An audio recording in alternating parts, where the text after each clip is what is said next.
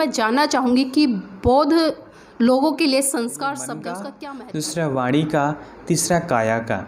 मनसा संवरो साधु, वाचाय संवरो, कायेन संवरो साधु। बंदे जी, अभी जैसा कि आपने बताया कि दिल्ली में कुछ बौद्ध विहार ऐसे हैं जहाँ पर ट्रेनिंग सेशन चलते हैं, तो हम आपसे जानना चाहेंगे और हमारे उपासक उपासिकाएं भी जानना चाहेंगे कि दिल्ली में ऐसी कौन कौन से बौद्ध विहार है, कौन कौन सा समय निर्धारित है जहाँ पर इस तरह के कार्यक्रम चलते हैं, जिससे कि वो भी पता चलेगा। नालंदा महाविहार वो शिक्षा का बहुत बड़ा केंद्र हुआ करता था। उदंतपुरी महाविहार, सोमपुरी महाविहार, तक्षशिला महाविहार जो विश्वविद्यालय। और धम्म पाली शब्द है, धर्म संस्कृत शब्द है। धम्म जीवन में उतारता है व्यक्ति, तब उसको समझ में वो उनको तो ना बौद्ध कहा जा सकता है, ना हिंदू कहा जा सकता, वो किसी में नहीं है।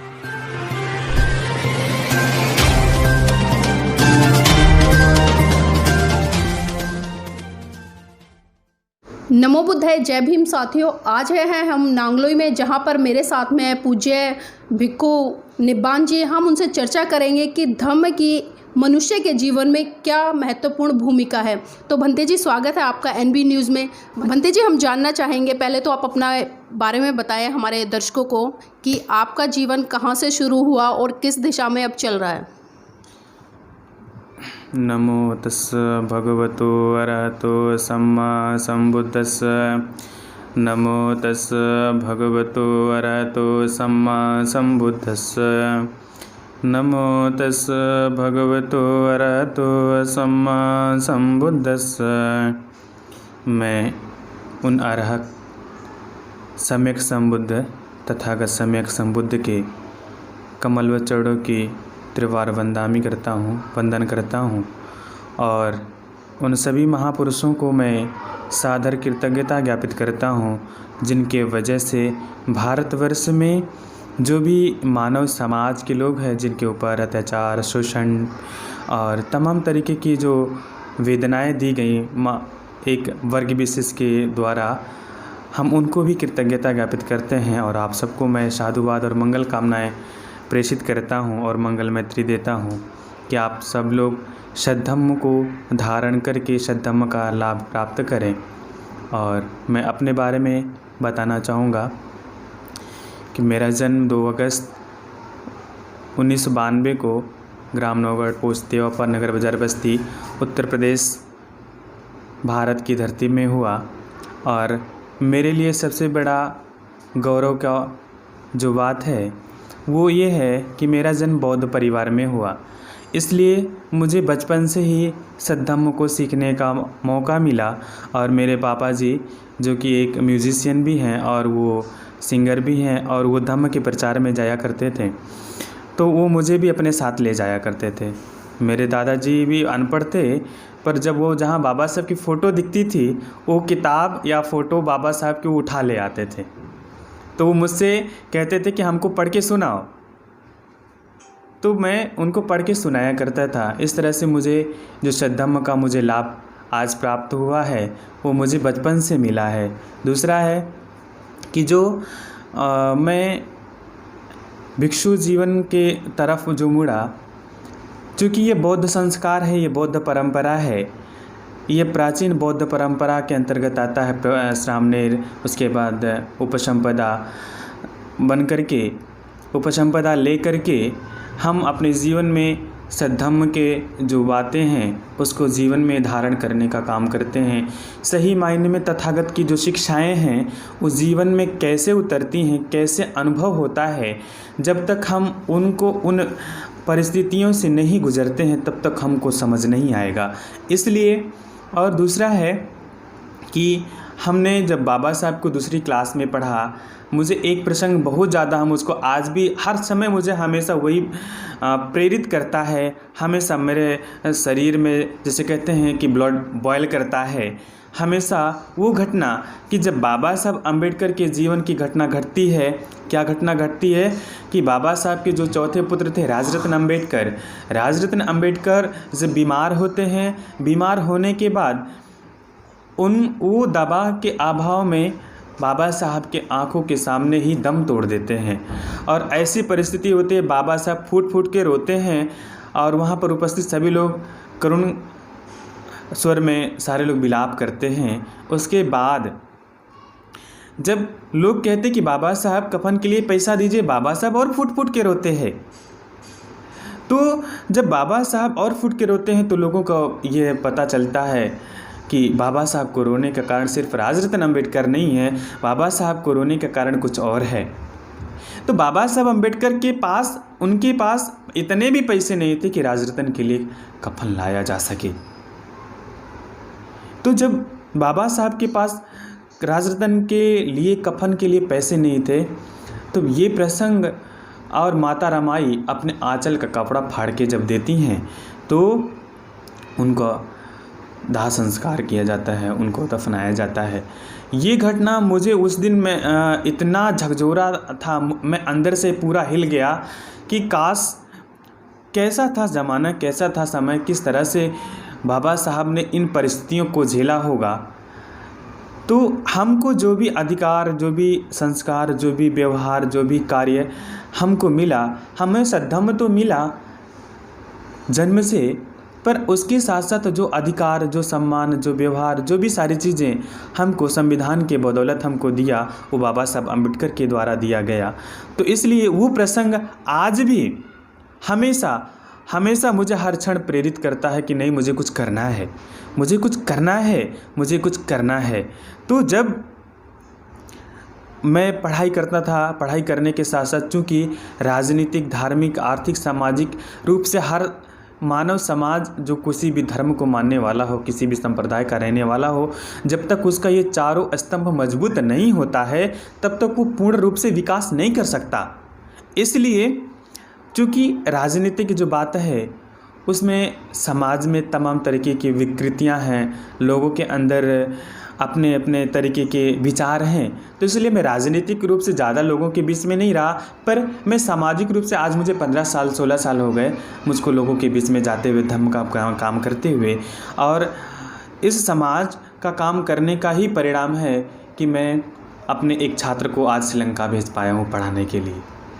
तो इसी के साथ मैं अपने बारे में बताना चाहूँगा। और पढ़ाई, आज मैं पीएचडी का रिसर्च स्कॉलर हूँ, हालांकि अभी मेरा एनरोलमेंट नहीं हो पाया, इस साल हो जाएगा। उसके साथ ही दूसरा है सद्धम्म के बारे में। भारतवर्ष में जो आज भी जो हमको सांस्कृतिक रूप से बदलाव लाना चाहिए, दिखना चाहिए या लोगों के बीच में होना चाहिए, वो कहीं ना कहीं लोगों के अंदर जो एक डर है, जो एक भय है, जो एक शर्म की भावना है, जो एक लोगों के अंदर किसी न किसी रूप से उनके अंदर जो एक द्वेष है, ईर्ष्या है, अहंकार है, कहीं ना कहीं ये कारक लोगों को आपस में जोड़ने के में बाधा बन रहे हैं। ये जो आपसी जो रंजिश है, आपसी जो द्वेष है, आपसी जो ईर्ष्या है, क्योंकि 14 अक्टूबर सन 1956 के बाद से जब लोगों ने सद्धम्म को अपनाना शुरू किया, मानना शुरू किया, उसके बाद से लेकर आज तक लोगों के जीवन में काफ़ी परिवर्तन आए हैं। ऐसा नहीं है, बहुत परिवर्तन आया है। उनका सामाजिक उन्नति हुई है, उनका आर्थिक उन्नति हुआ है, उनका राजनीतिक उन्नति हुआ है, उनका धार्मिक उन्नति हुआ है। पर ये होने के बावजूद भी एक चीज़ जो मैं हमेशा बहुत करीब से महसूस करता हूँ वो है सम्मान और स्वाभिमान। क्योंकि अगर हमको समाज को स्थापित करना है तो हमको सम्मान और स्वाभिमान को बचा करके समाज को स्थापित करना है। यदि हम समाज और सम्मान और स्वाभिमान को नहीं बचा सके तो हम जिन व्यवस्थाओं से हम लड़ने की बात करते हैं और हम उन्हीं की थाली में खा करके क्या हम उनसे लड़ाई कर सकते हैं? जो वैचारिक लड़ाई है, जो सामाजिक लड़ाई है, जो आर्थिक लड़ाई है, जो राजनीतिक लड़ाई है, शायद हम उन्हीं के घरों में बैठ करके हम उनसे लड़ाई नहीं कर सकते हैं। इसलिए सम्मान और स्वाभिमान को बचा करके आपको लड़ाई लड़ना होगा। किसी की भी बुराई करने की ज़रूरत नहीं है। आप अपने अंदर जो भी क्षमता है, जो भी कैपेसिटी है, जो भी आपके अंदर जो गुण है, आप अपने गुण को प्रेजेंट कीजिए समाज में, बिना स्वाभिमान लालच के, बिना किसी भय के, बिना किसी के ईर्ष्या के, बिना किसी के बुराई के। क्योंकि आज यही ज़रूरत है। अगर हम अपने सद्धर्म को आगे बढ़ाना चाहते हैं तो हमारे पास जो भी संसाधन हैं, जो भी हमारे पास ऊर्जा है, हम अपने उस ऊर्जा को अपने संसाधन विकसित करने में लगाएं, अपने इंस्टीट्यूट विकसित करने में लगाएं, अपने बच्चों को आगे बढ़ाने के लिए उनको शुरू से सद्धर्म का रास्ता देने के साथ साथ उनको सामाजिक, आर्थिक, राजनीतिक जो एम्पावरमेंट होना चाहिए उनको हमें करने की ज़रूरत है।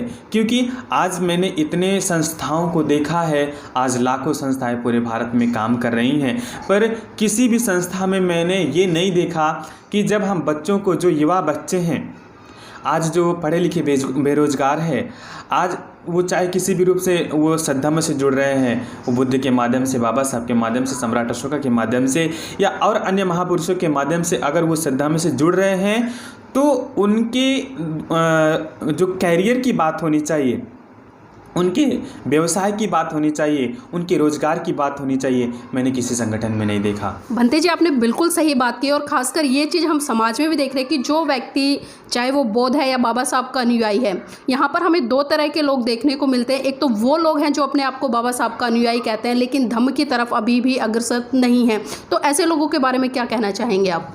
एक्चुअली वो ऐसे लोग हैं कि जिनके अंदर सबके सारे जो अवगुण भरे पड़े हैं, ठीक है, वो अपने अंदर की बुराइयों को नहीं निकालना चाहते, वो चाहे वो किसी भी रूप का हो, ठीक है। इसलिए वो शराबी भी हैं, वो तमाम और जितने अवगुण हैं सब कुछ है। और उसके बाद बाबा साहब जो अम्बेडकरवाद बोलते हैं, ये अम्बेडकरवाद, बुद्धवाद, ये वाद नहीं, बुद्ध ने सिखाया मानवता की रास्ता को अपनाने के लिए। बाबा साहब ने बुद्ध के सिद्धांत को इसलिए अपनाया कि बुद्ध के धम्म में मानव सिर्फ एक समान है। यहाँ कोई वाद नहीं चलता है, यहाँ सिर्फ मानववाद चलता है, ताकि एक इंसान से दूसरे के प्रति करुणा, मैत्री, मुदिता और भाईचारा का रास्ता अपना करके, एक दूसरे का सहारा दे करके, एक दूसरे को सहयोग करके जीवन में आगे बढ़े, देश और लोगों की प्रगति में सहायक बने। चूँकि आज लोगों ने अपने सम्मान और स्वाभिमान को बेच दिया है, इसलिए बाबा साहब अम्बेडकर का नाम लेकर के वो बाबा साहब को भी अपने अपने तरह से उनको डिफाइन करते हैं, क्योंकि उनके उसमें उनका स्वार्थ छिपा होता है। चाहे वो राजनीतिक व्यक्ति हो, चाहे वह सामाजिक व्यक्ति हो, चाहे वह धार्मिक व्यक्ति हो, चाहे वह अर्थ के क्षेत्र में काम करने वाला व्यक्ति हो। क्योंकि आज ये जो एक शब्द यूज़ किया करते हैं, हालांकि मैं उन शब्दों को नहीं कहना चाहता, यही लोग समाज को दशा और दिशा देने का काम करने का कार्य कर रहे हैं। वही लोग दलित बोलते हैं, वही लोग शूद्र बोलते हैं, वही लोग अछूत बोलते हैं, वही लोग नीच बोलते हैं, वही लोग तमाम तरीके के ऐसे शब्दों को बोलते हैं जिसको अनकॉन्स्टिट्यूशनल है और जिसको नहीं बोलना चाहिए। अगर आप समाज के प्रबुद्ध व्यक्ति हैं तो जब आप खुद ऐसे शब्दों का इस्तेमाल करेंगे तो आमजन, जो एक बेचारा मजदूरी करने वाला व्यक्ति है, एक जो नॉर्मल काम करने वाला, व्यवसाय करके अपने जीवन को चलाने का काम करता है, परिवार को चलाने का काम करता है, तो उनको तो उतना साहित्यिक ना ज्ञान है, ना साहित्य वो पढ़ पाता है, ना साहित्य वो पढ़ सकता है। तो ये समाज के हर उस व्यक्ति की जिम्मेदारी है, चाहे वो बौद्ध भिक्षु हो, चाहे वह उपासक हो, चाहे वह किसी भी रूप में समाज के साथ साथ अपना जो जीवन यापन करने के लिए आगे का बढ़ाने का काम कर रहा है, ये हर उस व्यक्ति की जिम्मेदारी है कि वो ऐसे शब्दों का इस्तेमाल ना करे जिससे आपको पता चले कि आप हीन हो, नीच हो, कुलीन हो, या ऐसे शब्दों का जिससे के कारण आपको मानसिक रूप से वेदना का वेदना हो, दर्द हो। क्योंकि इस देश में जो जाति रूपी जो जहर है, व्यक्ति जहर को एक दिन खा के मर जाता है, लेकिन ये जो जाति रूपी जहर है, इस जाति रूपी जहर से व्यक्ति पल पल मरता है। तो जब बाबा साहब अम्बेडकर ने हमको सद्धर्म दिया, तथागत बुद्ध का करुणामयी, शीलमयी, सदाचारमयी मार्ग को हमको दे करके सारी दुनिया के बौद्धों से हमको जोड़ दिया है, तो हम क्यों ऐसे शब्दों का इस्तेमाल करते हैं? हमें नहीं करना चाहिए। भंते जी, इसी कड़ी में एक सवाल है मेरा कि हम देखते हैं कि जो हमारे बौद्ध समाज के लोग हैं, खासकर भारत का बहुत बड़ा तबके की मैं बात करूंगी, जब संस्कारों की बात आती है तो वो संस्कार बौद्धिज्म के नहीं बल्कि और दूसरी विचारधारा के करते नजर आते हैं। तो क्या ऐसे लोगों को बौद्ध कहना उचित है? देखिए, उनको तो ना बौद्ध कहा जा सकता है ना हिंदू कहा जा सकता, वो किसी में नहीं है, क्योंकि उनके अंदर डर है, उनके अंदर भय है। किसका? वो दोष इनका देते हैं कि अगर उनके घर में कोई संस्कार हो तो क्या कहते हैं कि लड़के का फूफा नहीं मानना है, लड़की का बुआ नहीं मान रही है। भाई संस्कार आपके घर में होना तो लड़के के बुआ और लड़की के मामा से क्या मतलब है? संस्कार तो आपके घर में होना है ना। तो कहीं ना कहीं ये जो डर है, ये भय है कि जो चिपके हुए हैं उससे भी वैसे, ठीक है। इस वजह से ये जो एक कहते हैं ना कैंसर, जो डॉक्टर इलाज करते हैं तब वो पूरी तरीके से कैंसर को कीमोथेरेपी या जो भी उनका ट्रीटमेंट करने का इलाज है, इलाज करने का तरीका है, वो पूरी तरीके से फिनिश करते हैं, तब जाकर कैंसर प्रॉपर ठीक होता है। ऐसे ही जब तक लोग इस चीज़ को जो ये तमाम तरीके की जो विषमता रूपी कैंसर है उसको प्रॉपर रूप से अगर उसको नहीं ठीक करेंगे तो इनके साथ जो ज़्यादती है, जो जुल्म है, जो अत्याचार है, शायद नहीं रुकेगा। भंते जी, बहुत सारे लोग हैं, अक्सर वो सवाल खड़े करते हैं कि धर्म क्या है और धर्म क्या है। हम आपसे जानना चाहेंगे कि आप इसको थोड़ा सा डिफाइन करें कि धर्म और धम्म आखिर एक है या अलग अलग है। देखिए, धम्म और धर्म, धम्म पाली शब्द है, धर्म संस्कृत शब्द है। धम्म जीवन में उतारता है व्यक्ति, तब उसको समझ में आएगा। धम्म जीवन में पल पल जागरूक होने की बात करता है कि जब हम हर एक कार्यों के प्रति जागरूक होकर के काम कर रहे हैं तो वो धम्म है। धर्म कहता है कि मैं जैसे कह रहा हूँ वैसे मानो, जो जैसा है उसको वैसे मान लो, वो धर्म है। लेकिन धम्म कहता है कि नहीं, जब तक आपके तर्क और अनुभव की कसौटी पे खरा नहीं उतरे तब तक मत मानो। धर्म कहता है कि नहीं, जो मैं कह रहा हूँ वही सही है और इसको मानो बिना चूंचा किए। तो ये जो चीज़ है कि बुद्ध का जो विचार है, बुद्ध का जो दर्शन है, बुद्ध का जो मार्ग है, वो प्रत्येक व्यक्ति के जीवन में उतरना चाहिए। और जब तक वो प्रत्येक व्यक्ति के जीवन में नहीं उतरेगा तब तक वो बुद्ध की बातों को नहीं समझ सकता। वो बुद्धं शरणं गच्छामि कह करके, धम्मं शरणं गच्छामि कह करके, संघं शरणं गच्छामि कह करके वो सिर्फ सूत्र का पारायण कर सकता है, लेकिन उसका मीनिंग क्या है जीवन में शायद नहीं समझ सकता। भंते जी, हम 3 शब्द अक्सर सुनते हैं, श्रामिण, भिक्खु, भंते, तो इन तीनों शब्दों में क्या अंतर है? जी, श्रामणेर ये बौद्ध परंपरा है। बौद्धों में बड़ी स्वस्थ परंपरा है कि जैसे हर धर्म का अपना संस्कार होता है और संस्कार के बिना मानव का जीवन अधूरा होता है, तो इसलिए संस्कार बहुत ज़्यादा ज़रूरी है। जो श्रामणेर, जिसको प्रवज्जा बोलते हैं, श्रामणेर प्रवज्जा संस्कार में ये प्रत्येक बौद्ध परिवार का दायित्व होता है कि चाहे वह स्त्री हो चाहे वह पुरुष हो, ये परंपरा आज भी पूरे बौद्ध देशों में यथावत चल रही है जैसे भगवान के ज़माने में चलता था। तो उस समय जब प्रवज्जा संस्कार, जन्म के बाद नामकरण, नामकरण के बाद प्रवज्जा संस्कार, अन्नप्राशन, नामकरण, प्रवज्जा संस्कार, जब बच्चा गर्भ से में आता है और उसके बाद 5 साल से लेकर के 15 साल 18 साल ऐसे जब हो जाता है, 10 साल 15 साल इस तरह का जब उम्र हो जाता है तो उनको प्रवज्जा दिलाई जाती है। प्रवज्जा में क्या होता है कि जिस तरह से लोग अन्य प्रकार के प्रोग्राम का आयोजन करते हैं, सामाजिक कार्यक्रमों का आयोजन करते हैं, ये परंपरा भारत में थी, बड़ी स्वस्थ परंपरा थी कि बड़े ही हर्षो उल्लास के साथ बच्चों को श्रामणेर बनाया जाता था। और ऐसा ही परंपरा आज भी बौद्ध देशों में चलता है। तब वो बच्चा, उसको पहले बाल कटता है, उनको अनागारी बनाते हैं, तुरंत श्रामणेर प्रवज्जा नहीं दिया जाता है, उनको पंचशील देते हैं, सील देते हैं और कुछ दिन के लिए कहीं वहाँ पर कहीं तो महीनों तक उनको अनागारिक बना के रखा जाता है। उसके बाद जब वो शील में प्रतिष्ठित होने में संलग्न होने लगते हैं तो उसके बाद उनको फिर प्रवज्जित किया जाता है। प्रवज्जा के समय माता पिता की भी उपस्थिति होना आवश्यक होता है और उनकी अनुमति होना आवश्यक होता है। चाहे वो 10 दिन के लिए बने, चाहे वो 20 दिन के लिए बने, चाहे 1 माह के लिए बने। तो उसमें बच्चे को त्रिशरण पंचशील, उसके बाद 10 शील दिया जाता है।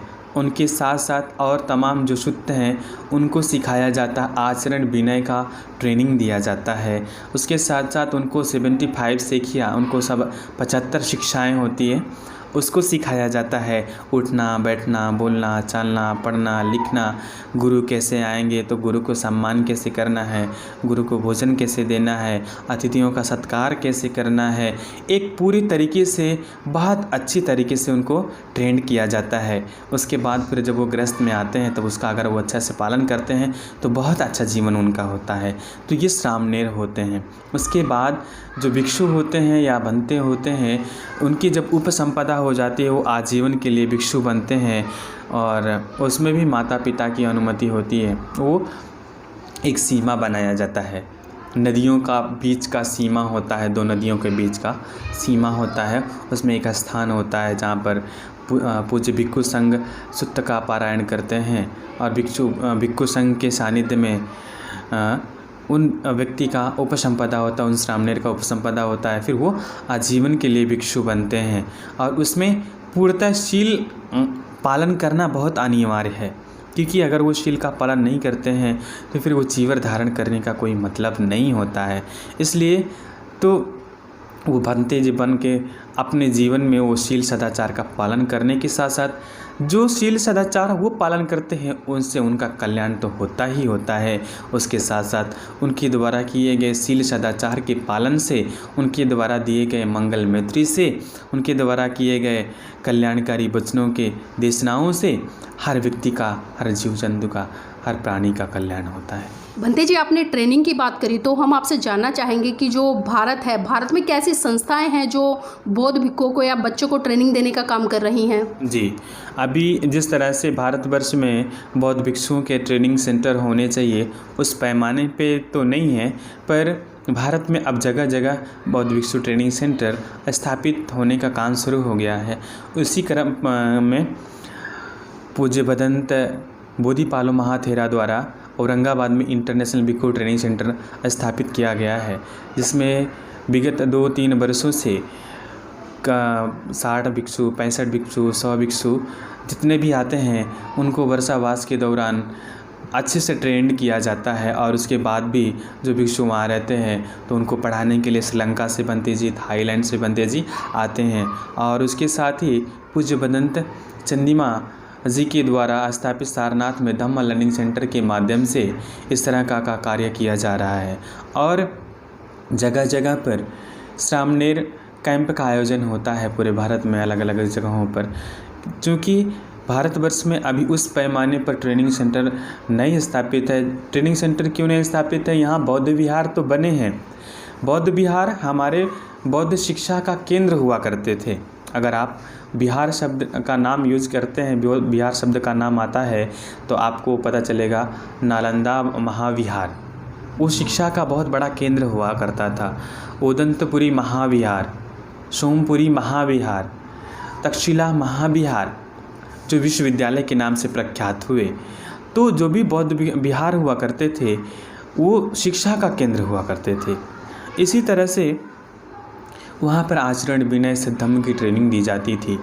ऐसे ही भारतवर्ष में पुनः उस कार्य को स्थापित करने के लिए जो और भी बौद्ध भिक्षु लोग अपने परिश्रम के द्वारा स्थापित विहारों में काम करने अभी उनको चलाने का काम कर रहे हैं। ऐसे ही महाबोधि सोसाइटी ऑफ इंडिया का एक सेंटर बेंगलुरु में भी है और अभी बड़े ही तेज़ी से इस क्षेत्र में काम चल रहा है। क्योंकि लोगों के अंदर अभी भी जो सद्धम्म आना चाहिए, जो सद्गुण आना चाहिए, जो शील सदाचार आना चाहिए वो प्रॉपर नहीं आ पाया है। इसलिए जो वैचारिक मत भिन्नता के कारण दिल्ली में भी 300 बुद्ध विहार लगभग हैं, पर दिल्ली में 300 विहार होने के बावजूद भी किसी भी विहार में इस तरह का ज़्यादातर मैं कुछ साल पहले मैं समता बुद्ध विहार में था तो हमने खुद ऑर्गेनाइज़ किया था। उसके बाद वहाँ से आने के बाद हमारे मित्र खानपुर में रहते हैं, सिद्धार्थ बुद्ध विहार करके हैं, हमने वहाँ पर भी ऑर्गेनाइज़ किया था। और थाईलैंड का बुद्ध विहार है भोगल जंगपुरा दिल्ली में, तो वहाँ पर बंती जी ऑर्गेनाइज़ करते हैं। 30 भिक्षु 30 रामनेर 40 रामनेर को बुला करके 1 महीने का ट्रेनिंग होता है। पर और अन्य विहारों में इस तरह का कोई कार्यक्रम नहीं होता है, जिनके वजहों से अभी हम जो अपना संस्कृति है, अपना जो कल्चर है, अपना जो संस्कार है, हम उनको प्रॉपर तरीके से नहीं जान पा रहे हैं। बंदे जी, अभी जैसा कि आपने बताया कि दिल्ली में कुछ बौद्ध विहार ऐसे हैं जहां पर ट्रेनिंग सेशन चलते हैं, तो हम आपसे जानना चाहेंगे और हमारे उपासक उपासिकाएं भी जानना चाहेंगे कि दिल्ली में ऐसी कौन कौन से बौद्ध विहार है और कौन कौन सा समय निर्धारित है जहाँ पर इस तरह के कार्यक्रम चलते हैं, जिससे कि वो भी लाभ उठा सकें। जी, इस तरह के जो भी ट्रेनिंग सेंटर हमारे दिल्ली में है, पहला तो थाई का जो बौद्ध विहार है, थाई बौद्ध विहार में हर साल इस अप्रैल से लेकर के मई तक का जो बुद्ध पूर्णिमा का दिन आता था, पूरा 1 महीने चलता था। परंतु इस बार लॉकडाउन की वजह से प्रोग्राम नहीं हो सका। दूसरा है, वहाँ पर भी जो प्रार्थना का टाइम होता है संडे को होता है, हर संडे को होता है, प्लस सुबह 7 बजे से लेकर के 8 बजे तक होता है, फिर शाम को 5 बजे से लेकर के 6 बजे तक होता है। ध्यान साधना होता है थाई बौद्ध विहार में। और हर पूर्णिमा के दिन, अष्टमी के दिन, अमावस्या के दिन वहाँ उपोषित व्रत का प्रोग्राम होता है। हर पूर्णिमा के दिन प्रोग्राम होता है। हर पूर्णिमा के दिन प्रोग्राम इसलिए होता है क्योंकि उस दिन हर जो 12 महीने के 12 पूर्णिमा है, भगवान बुद्ध के जीवन से जुड़ी कोई ना कोई घटना घटी है। इस वजह से जितने भी बाहर के बौद्ध विहार है, खासकर मैंने अपने इंडियन बौद्ध विहारों में नहीं देखा, हालांकि अभी जानकारी होने की वजह से अभी लोग यहाँ पर भी करना शुरू कर रहे हैं, पर वहाँ पर मैं ज़्यादातर रहता हूँ और वो लोग मुझे बुलाते रहते हैं। थाई के बनते जी हैं, श्रीलंका के बनते जी, कंबोडिया के बनते जी, जापान के बनते जी, तो वो हर पूर्णिमा को बहुत अच्छे से सेलिब्रेट करते हैं। वहाँ पर सुबह चैंटिंग होता है, उसके बाद सारे उपासक उपासिका आती हैं, वो दान करते हैं, उसके बाद सामूहिक साधना होती है, फिर उपदेश चलता है, फिर कैंडल लाइटिंग करते हैं, फिर सारे सुत्त पठन करते हुए, पारायण करते हुए सारे लोग एक दूसरे का अभिवादन करते हैं, जो कि ये बहुत अच्छा कल्चर है, बौद्ध कल्चर है। तो इस तरह से वहाँ का जो वातावरण देखने लायक होता है। ऐसे ही कंबोडियन बुद्ध विहार में अब काम शुरू हुआ है, ऐसे ही श्रीलंकन बुद्ध विहार में है। तो बाकी के अभी जो इंडियन बुद्ध विहार है, इंडियन बुद्ध विहारों में इस तरह का प्रोग्राम सिर्फ संडे को होता है। इवनिंग और मॉर्निंग में अगर वहाँ बनते लोग रहते हैं तो वो पूजा करते हैं, प्रेयर करते हैं या नहीं करते, वो तो वहाँ वही लोग बता पाएंगे। पर ज़्यादातर बुद्ध विहारों में जो मेरे जानकारी में है, वो संडे को करते हैं। कहीं 8 बजे करते हैं, कहीं 9 बजे करते हैं, कहीं 10 बजे करते हैं। वो अपने अपने शेड्यूल के हिसाब से करते हैं। तो जो भी उपासक उपासिक का लोग हैं, उनको बौद्ध विहार जाना चाहिए, जैसे उनको समय मिले, पर निश्चित समय पे जाना चाहिए। जो वहाँ का शेड्यूल जान करके निश्चित समय पे जाना चाहिए। ऐसे ही प्रज्ञा बुद्ध विहार विकासपुरी में है, वहाँ पर हमारे बंते जी रहते, तो वहाँ का शेड्यूल 9 से 10 का है, तो टाइम फिक्स है, तो वहाँ पर टाइम से पहुँचना चाहिए। और जब हम शील सदाचार के पालन करने की बात करते हैं, तो जो हमारी जो प्रॉपर बुद्ध वंदना की जो पद्धति है, हमें उसको सीखना चाहिए। क्योंकि मैं बहुत सारे लोगों को सिखाता हूँ, बताता हूँ, लेकिन वही है कि जैसे पंडित जी आए और उनके बाद उन्होंने अपना आगे बोला, उन्होंने पीछे दोहराया, और उनके बाद उन्होंने मंत्र संत्र बोल करके वो चले गए। और ऐसे ज़्यादातर हमारे उपासक हैं, मैं बोलता भी हूँ, कई बार मैंने बोला भी है कि हमको सीखना चाहिए, हमको लाभ करता है, हमको लाभ देता है। तो जब हम नहीं करेंगे तो हम दूसरे को प्रेरित कैसे करेंगे। तो इसलिए कि जब भी समय मिले, कोई एक्सक्यूज़ नहीं, कोई बहाना नहीं, क्योंकि जीवन ये बहानों का एक समूह है। कभी भी ये हमारे एक्सक्यूज़ ख़त्म नहीं होंगे। तो जो भी अच्छी चीज़ें हैं, जो भी अच्छी बातें हैं, जो भी अच्छे कार्य हैं, संस्कार हैं, हमको सीखने में पीछे नहीं होना चाहिए। कुशल कर्मों को करने में हमको देर नहीं करना चाहिए। अकुशल कर्म हम जितने ही देर में करें और ना करें तो उतना ही अच्छा है। बंते जी, अभी आपने बात करी कि कुशल कर्म और अकुशल कर्म, तो हम आपसे जानना चाहेंगे कि कुशल कर्म कौन से होते हैं और अकुशल कर्म कौन से होते हैं। कुशल कर्म जिस कर्म के द्वारा हमारे ऐसे आचरण, व्यवहार, संस्कार से दूसरे के जीवन में किसी भी प्रकार की हानि, व्याधि, दुख ना आए, ऐसे कुशल कर्म। और बुद्ध के सिद्धांत के अनुसार, बुद्ध के देशना के अनुसार हम जो अकुशल कर्म करते हैं, पहले मन का, दूसरा वाणी का, तीसरा काया का। मनसा संवरो साधु, वाचाय संवरो, कायेन संवरो साधु, सब्बत्त संवरो। इसलिए मन का संयम अच्छा है, वाणी का संयम और काया का संयम अच्छा है, और जब ये तीनों का संयम हो जाएगा तो सब्बत्त संवरो, सबका संयम अच्छा है। बहुत खूब बनते जी। अभी आपने एक संस्कार शब्द यूज़ किया था, तो मैं जानना चाहूँगी कि बौद्ध लोगों के लिए संस्कार शब्द है, उसका क्या महत्व है? देखिए, ये संस्कार शब्द सिर्फ बौद्ध लोगों के ही लिए महत्वपूर्ण नहीं है। जो मानव जाति के लोग हैं, हर व्यक्ति के जीवन में संस्कार होना बहुत ज़्यादा ज़रूरी है, क्योंकि बिना संस्कार के उनका जीवन पशु के समान होता है। क्योंकि पशु को भी ज्ञान होता है, ज्ञान और विवेक दोनों दो चीज़ होती है, ठीक है। पशु को भी भूख लगता है, पशु को भी प्यास लगती है, पशु को भी ठंड लगता है, पशु को भी तमाम तरीके की जो एक नॉर्मल प्राणी को महसूस होता है, वो सारी गतिविधियां होती है।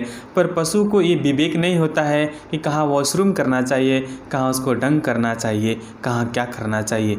इसलिए संस्कार ज़रूरी है। ये संस्कार हमारे जीवन को सुव्यवस्थित करता है, हमें हमारे अकुशल कर्मों के तरफ बढ़ने से रोकता है। कहीं ना कहीं अगर संस्कार का गुण नहीं है तो हम जितने भी अकुशल कर्म हैं उनको बड़ी तेज़ी गति से करते हैं, उस पर हमारा नियंत्रण नहीं रहता है। तो उसके बाद जब हम बहुत कर जाते हैं, चूँकि कहीं ना कहीं कि जैसे आप देखते हैं, प्रकृति का निरीक्षण करें, हमारे अकुशल कर्म इस प्रकृति में संचित होता है, और जब उसका समय आता है तब वो पुष्पित होता है, पल्लवित होता है। उसके बाद वो अपने कर्म के अनुसार हमको परिणाम देता है। इसलिए हमको जानबूझ करके भी कोई अकुशल कर्म नहीं करना चाहिए, हमेशा जागरूक रहना चाहिए। भंते जी, एक भिक्खु अपनी ज़रूरतों को कहाँ से और कैसे पूरा करें? मैं पुनः आपको साधुवाद करता हूँ इस तरह के प्रश्नों के लिए, चूँकि ये प्रश्न, ये समस्या भारतवर्ष के परिप्रेक्ष्य में बहुत ही गंभीर है। और इस विषय पे मैं दिसंबर महीने में जब कुशीनगर में एक शिविर ले रहा था, विपश्यना शिविर, उसके बाद मैं पूज्य भदंत बिमल कीर्ति महाशिविर से चर्चा किया इस विषय पे, तो उन्होंने अपने जीवन की समस्याओं के बारे में बताया। वो अलीगढ़ में रहते थे और उन्होंने बताया कि भंते जी, उस समय रहने की भी दिक्कत होती थी, खाने की भी दिक्कत होती थी, और आज की भी तरह वो सारी चीज़ें इतना सूटेबल उपलब्ध नहीं था। तो हमको तो 4 साल 5 साल खाने के लिए बड़ी समस्याएं हुई। तो कुछ उपासक लोग उनको मदद किया करते थे, चूँकि वो धम्म का काम करते थे। तो आपने इस विषय पे प्रश्न पूछा, बहुत अच्छा है। और वो चीज़ कहीं ना कहीं आज भी इस तरीके से चल रही हैं, चाहे वो किसी भी प्रदेश या प्रांत का हो। हालांकि इस बात को भी हम डिनाई नहीं कर सकते कि जो भी बौद्ध भिक्षु हैं जो सद्धम्म का काम कर रहे हैं, तो उनको उपासकों के माध्यम से ही सहयोग मिलता है, चाहे किसी भी रूप में हो। अच्छे उपासक हैं, ऐसा नहीं है कि अच्छे उपासक भी हैं जो अपने सद्धम्म के कर्मों से उनको भी सहायता करते हैं भिक्षु लोगों का, जिससे भिक्षु लोग चल रहे हैं। तो परंतु अभी जो वर्तमान की जो सिचुएशन है, जो ज़रूरत पूरा करने की बात हुई, यहाँ पर उपासक लोगों ने क्या किया है कि ये ना तो पूर्ण रूप से संस्कारित हुए, ना पूर्ण रूप से जो भी और जो बौद्ध धर्म की जो गतिविधियाँ हैं उसको नहीं जाना है, और ना शायद जानना भी नहीं चाहते। इन्होंने बौद्ध भिक्षुओं को एज ए पंडा पुजारी के रूप में लिया।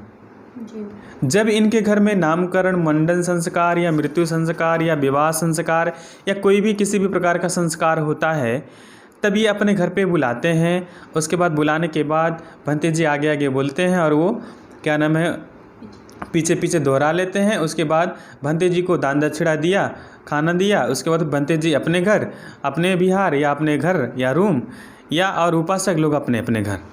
उसके बाद भंते जी बाद में वो खाना कैसे चल रहा है, उनको बीमार हैं कि लाचार हैं कि बेबस हैं, पढ़ाई कैसे चल रही है, उनकी दवाई कैसे चल रही है, उनके खाना कैसे चल रहा है, ये कोई पूछता नहीं है। तो कहीं ना कहीं ये बहुत बड़ा कारक है।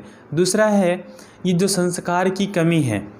अगर हम बाहर के परिप्रेक्ष्य में देखें तो बाहर में ऐसा नहीं है, चाहे वह छोटा हो, चाहे वह बड़ा हो, चाहे कोई भी हो, चाहे जो भी भिक्षु हो, वहाँ पर उपासक लोग बिना कहे हर एक चीज़ को ला करके उनको वो आते हैं। जब इन विषयों पे हम बात करते हैं, हमारे इसी दिल्ली में जापान का विहार है, थाई का विहार है, कंबोडिया का विहार है, श्रीलंका का विहार है, कोरिया का भी विहार है, भूटान का भी विहार है। तब जब हम उन विहारों में बात करते हैं, हमारे मित्र लोग मुझको बुलाया करते हैं, तो मैं वहाँ जा कर के देखता हूँ तो वहाँ पर सारे उपासक लोग इतना कुछ ला के रख देते हैं भंते जी को बिना कुछ कहे ही। चाहे वह किसी भी रूप में जो भी दान करते हैं, चाहे वो कोई भी चीज़ हो, चाहे वह मुद्रा दान हो, चाहे वह राशन दान हो, चाहे वह चीवर का दान हो, कोई भी चीज़, कि भंते लोगों को कहने की ज़रूरत ही नहीं पड़ती है। यहाँ पर है कि वही वाली बात हो गई कि कहीं ना कहीं आज भी लोगों के अंदर जो संस्कार की कमी है, ये संस्कार का अभाव है। तो संस्कार की कमी और अभाव के कारण ही लोगों ने बुद्ध की मूर्ति, देवी देवताओं की मूर्ति को रिप्लेस करके बुद्ध और बाबा साहब या और महापुरुषों की मूर्ति लगा ली है और पंडित जी की जगह पर भंते जी को रिप्लेस किया है।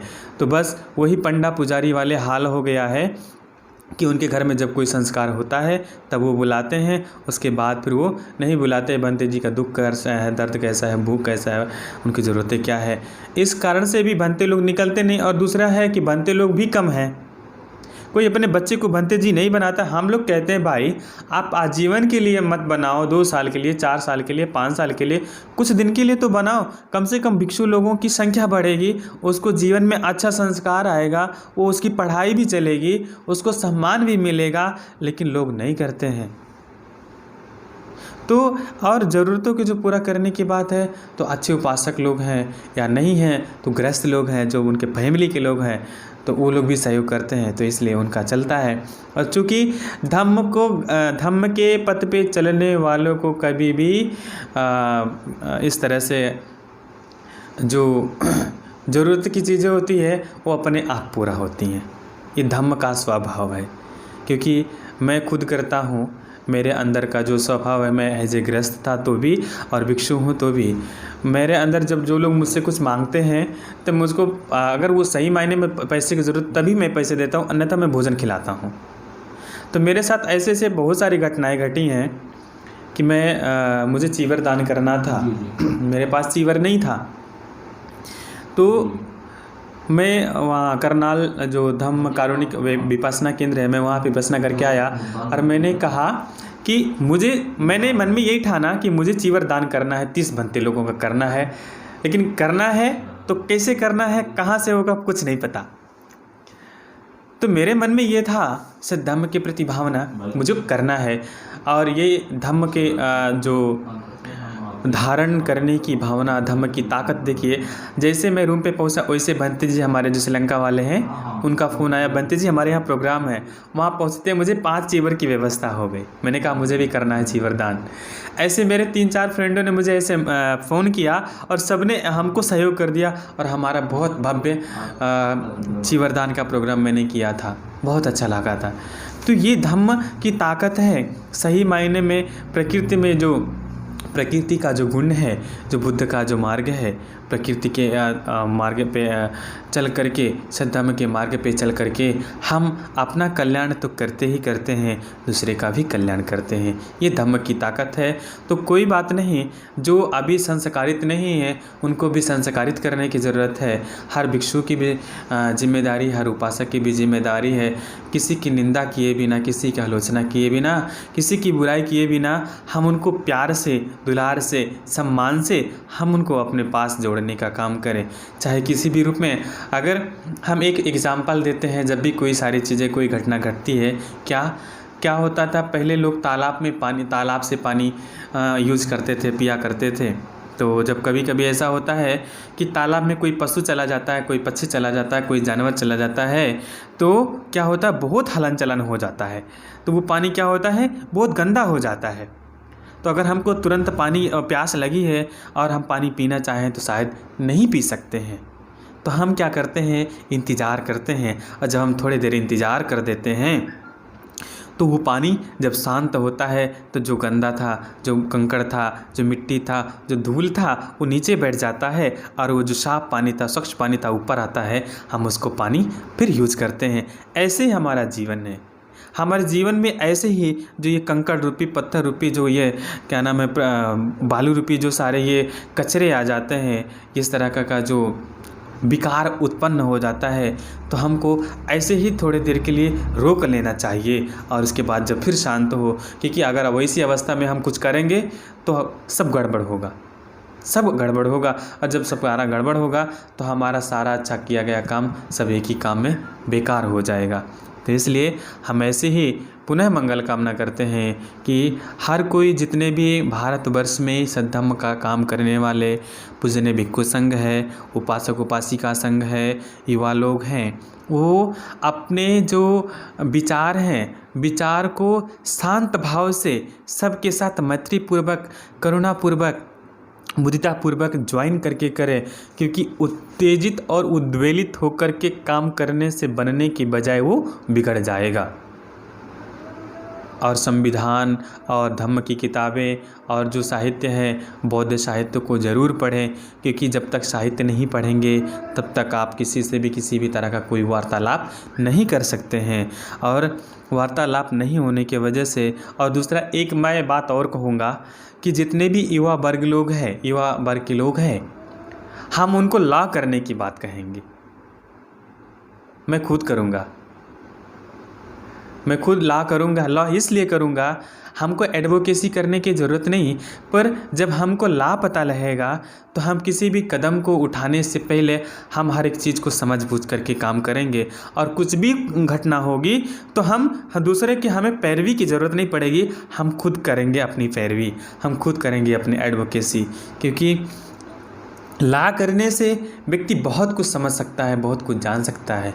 तो पुनः मैं ढेर सारी साधुवाद, मंगल कामनाएं प्रेषित करता हूँ NB न्यूज़ को, आप उपासिका नीलम बौद्ध जी को, उपासक जय भीम जी को और उपासक डॉक्टर धम्मवीर जी को। सही मायने में वो धम्म के वीर हैं, अब सद्धम्म को धारण कर रहे हैं। और मैंने जो 7 तारीख को उनके बच्चों का और मिसेस का मैंने जो इंटरव्यू देखा, सच में बहुत अच्छा लगा। और इतना अच्छा लगा कि मुझे लगा कि हम जो थोड़ा थोड़ा प्रयास कर रहे हैं वो सही मायने में सही दिशा में चल रहा है।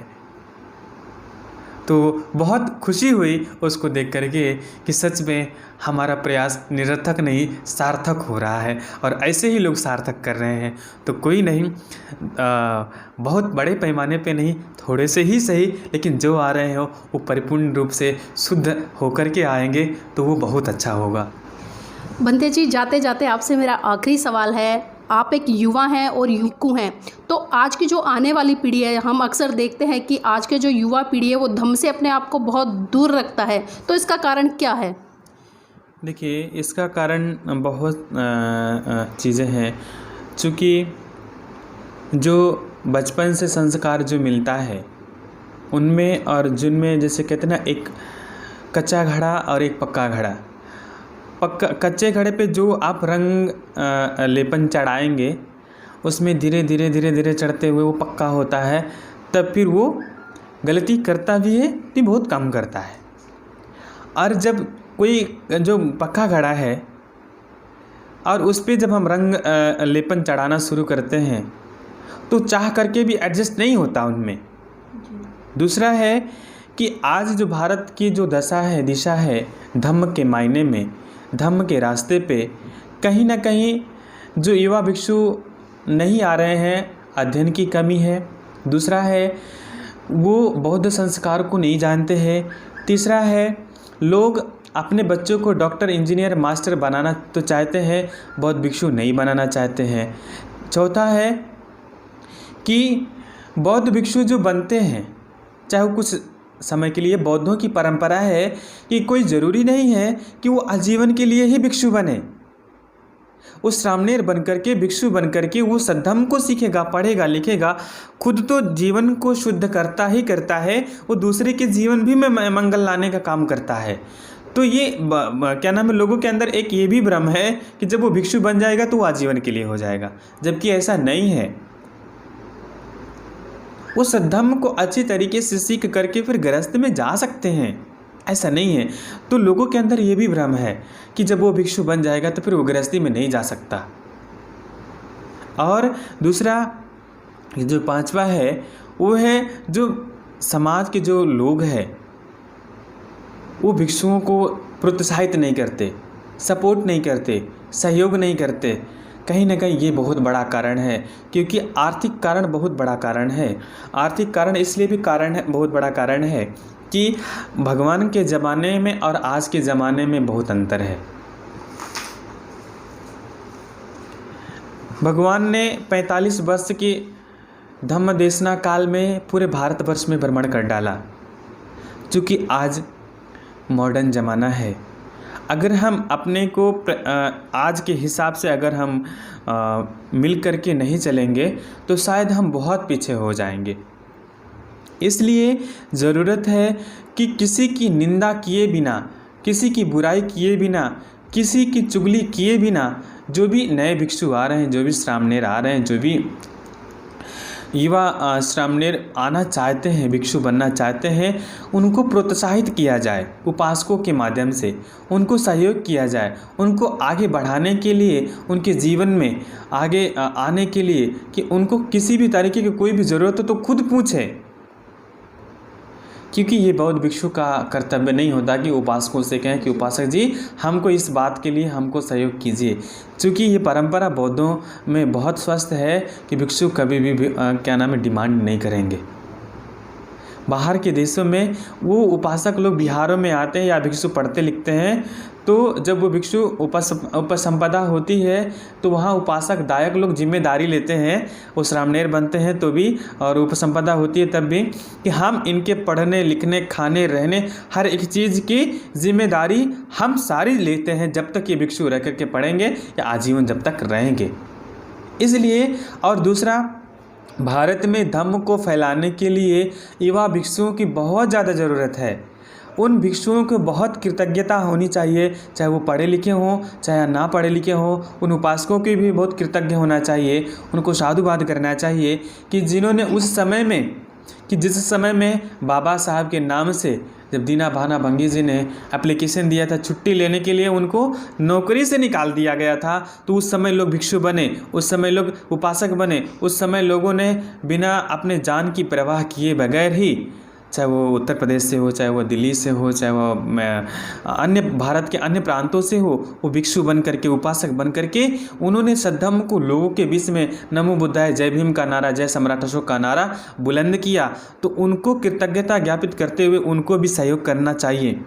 हमको क्या है लोगों के बीच में कि जो द्वेष है, ईर्ष्या है, अहंकार की जो भावना है, जो ज्ञान की जो एक अहंकार आ गया है, इसके वजह से अपने सामने भिक्षुओं को भी लोग सम्मान नहीं देते हैं। ये चीवर में इतना दम है, इतना गुण है कि बौद्ध भिक्षु को के बराबर सिर्फ एक बौद्ध भिक्षु ही बैठ सकता है, एक राजा भी नहीं बैठता, एक राष्ट्रपति भी नहीं बैठता।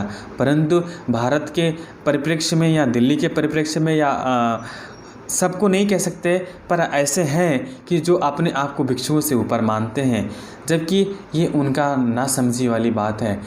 हम उनको भी हम मंगल मैत्री और साधुवाद, हम सद्बुद्धि की कामना करते हैं कि वो अपने इस तरह की जो भी बात है, जो व्यवहार है, उसको त्याग करके सभी लोग बुद्ध के धम्म को स्थापित करने में, बाबा साहब के मिशन को पूरा करने में, और उसके साथ साथ जो इन 70 सालों में बाबा साहब ने संविधान के माध्यम से हम सबको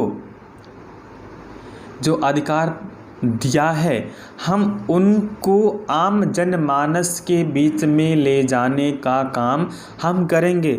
हम ज़्यादा बड़ाई नहीं करेंगे अपने, जो मेरा कार्य है आप सब देखते हैं, क्योंकि मैं ज़्यादातर काम बोलने में नहीं करने में विश्वास करता हूँ। तो जितना भी हो सकता है मैं करता हूँ, जो मेरी क्षमता है, जिससे भी है, इस तरीके से भी है। तो हम किसी भी धर्म की बिना आलोचना किए अपने ऊर्जा को सकारात्मक दिशा में लगाते हुए अपने स्कूल, अपने इंस्टीट्यूशन, अपने विश्वविद्यालय, अपने बच्चों को खेल में, अपने बच्चों को डांस में, अपने बच्चों को म्यूजिक में, अपने बच्चों को हर एक क्षेत्र में ले जा करके उनको सद्धर्म के रास्ते पे ले आना भी ज़रूरी है। क्योंकि हम अगर ऐसा नहीं कर सके तो हमें दूसरे को दोष दे करके हम अपने को आगे बढ़े नहीं कर सकते। इसीलिए आज ज़रूरत है, जो समय की मांग है, अभी जो कोरोना नामक जैसे बीमारी का संकट चल रहा है वर्तमान में, तो इसको देखते हुए हम जब तक सामाजिक और आर्थिक राजनीतिक चारों तरीके से सशक्त नहीं होंगे तब तक इस तरीके से जो जुल्म जाती है, इस तरीके से जो शोषण है वो होता रहेगा। और दूसरा, हम एक चीज़ बात कहते हुए अपने बात को मैं समाप्त करूँगा कि जितने भी समाज का जो भी अधिकारी जिस भी पद पे है, जहाँ पर भी है, वो ईमानदारी से काम करे, वो अपने अपने रिश्तेदारों को कम से कम उठाए। जो स्कॉलर लोग हैं, पीएचडी है, एमफिल वाले, एमए वाले हैं, डॉक्टर लोग हैं, कोई भी है, वो स्कॉलर लोग भी अपने अपने रिश्तेदारों को बुद्ध और बाबा साहब के साथ साथ शिक्षा का महत्व, शिक्षा में यहाँ तक ले जाने का काम करें। हमारे विदेश के बहुत सारे मित्र हैं, हमारे कई ऐसे सर हैं जो बच्चों को, किसी ने अमेरिका भेजा है, किसी ने लंदन भेजा है, किसी ने कहीं भेजा है। तो हमको भी अपने बच्चों को अमेरिका, लंदन, और अमेरिका लंदन नहीं अगर भेज सकते तो उत्तर प्रदेश से ला कर के हम दिल्ली में तो पढ़ा सकते हैं। तो ये भी करना ज़रूरी है। और उस पढ़ाई के साथ साथ हमको हर प्रकार से उनको शिक्षा देनी है। हमको अग्रेसिव होकर के भी काम नहीं करना है, संविधान के दायरे में रह कर के काम करना है, संविधान के बाहर होकर के काम नहीं करना है। क्योंकि आपने देखा होगा जब गुरु रविदास जी के मंदिर का आंदोलन हुआ तो अग्रेसिव होकर के कुछ युवाओं को काम किया बच्चों ने, तो उनमें 96 या 98 बच्चे को जेल हो गया, उनका पूरा करियर पूरे तरीके से बर्बाद हो गया। तो हर व्यक्ति की जिम्मेदारी है, वो भिक्षु हो, उपासक हो, चाहे वो स्पीकर हो, कोई भी हो, तो वो अपनी सामाजिक जिम्मेदारी को समझते हुए कोई भी ऐसा काम नहीं करना है कि हमारी जो आने वाली जनरेशन है ऐसा करके वो अपने पैरों में कुल्हाड़ी मार ले और उनका पूरा करियर ही ख़राब हो जाए। तो हम इन्हीं के साथ मैं आप सबको ढेर सारा साधुवाद, ढेर सारी मंगल कामनाएं प्रेषित करता हूं। और मैं तथागत भगवान सम्यक संबुद्ध को वंदन करते हुए प्रार्थना करता हूं कि ये जो वैश्विक महामारी के रूप में कोरोना नामक वायरस आया है, सबको इस वायरस से मुक्ति मिले, सब स्वस्थ और सुखी रहें, सब अपने जीवन में धम्म को धारण करें। हम ऐसी मंगल कामना करते हैं। सबको मंगल कामनाएं, सबको ढेर सारा साधुवाद। सब अपने जीवन में धम्म को धारण करे तो धम्म है, वरना कोरी बात, सूरज उगे प्रभात है, वरना काली रात। बुद्ध कहते हैं कि भूख सबसे बड़ा रोग है, सारे रोगों में सबसे बड़ा रोग भूख है। इसलिए आज जो सबसे बड़ी पूजा है, आज जो सबसे बड़ी प्रार्थना है, आज जो सबसे बड़ी सेवा की भावना है, आम जनमानस जो चाहे किसी भी वर्ग से है, हमें इससे नहीं मतलब है। वो मानव समाज से बिलोंग करता है, वो दुखी है, वो असहाय है, वो निर्बल है और लाचार है। हमको उसका वर्ग, उसका धर्म, उसका गोत्र बिना देखे हुए खुले दिल से हमें उसका सहयोग करना चाहिए। हम पुनः सबको साधुवाद और मंगलमय का कामना करते हैं और सबके सफल, सुखद, मंगलकारी जीवन की कामना करते हुए बुद्ध धम्म संघ की अनुकंपा से सबका मंगल हो, सबका कल्याण हो, सब सुख, बल, वर्ण और आयु को प्राप्त करें, सबका मंगल हो। साधु। बहुत बहुत साधुवाद। तो ये थे हमारे साथ में पूज्य भंते निब्बान जी, जिन्होंने कि बताया कि अगर व्यक्ति अपने जीवन में धम्म को धारण करता है तो किस तरह से अपने जीवन को सुखमय बना सकता है। तो इसी के साथ में हम विदा लेंगे आप सभी से। नमो बुद्धाय, जय भीम। मेरा अपना चैनल, आपका चैनल, समाज का चैनल, देश का चैनल NB News 24/7 को आप लाइक करें, सब्सक्राइब करें और ज़्यादा से ज़्यादा इसकी वीडियो को शेयर करें ताकि हर खबर को मैं आप तक आसानी से पहुंचा सकूं। जय भीम।